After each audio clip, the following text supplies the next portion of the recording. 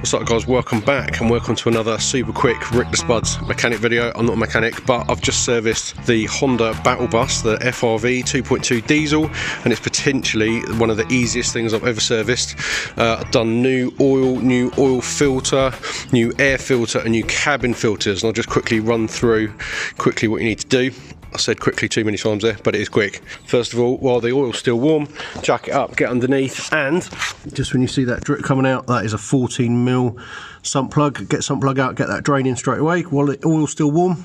Then up on the top, ideally you need a pair of filter pliers, whatever they're called, to get this out. So this comes out here, and then in the kit you get new paper filter, and then 1, 2, 3 rubber O-rings. Now I don't chuck the old ones away, in fact I don't chuck anything away, including the old oil. I mean, it's in the bin, but I can still got my hands on it in case you end up with the wrong parts. So I never completely chuck anything away until I know that I've got everything.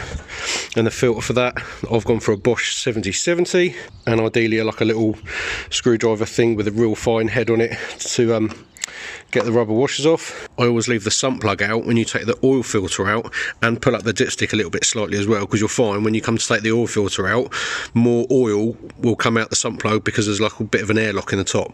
I also run 540 fully synthetic. The manual and Honda say 530, but this has done 120,000 miles now, and if I put 530 in it, it does use a little bit. If I put 540 in it, it doesn't. It's obviously totally up to you, but a quick Google shows that a lot of people that are running over 100,000 miles go the next weight up on their oil.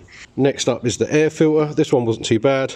There's literally just 8mm, I think there's 4 8mm nuts around the top of the airbox. Don't need to take any of that off at the back, and these don't come all the way out either. Literally undo them so you can move them, and then just lift the front of that up, and the other air filter slides out. And then inside the passenger side, it is on this right hand drive one, I don't know if it is all over the world, in the glove box. So you've got to push these little tabs in to drop the glove box down, and conveniently you don't need to empty the glove box, because the box that the cabin filters come in is the perfect height to rest that on.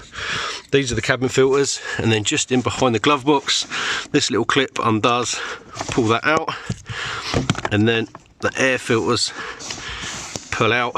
And to be fair, these haven't been, I don't think I've ever done these, and we've had this car about 10 years, and then literally just slide that side out, and then that one comes out as well, so you end up with 2. The old ones actually just pop out of these little plastic frames, and then the new ones just drop in like I say.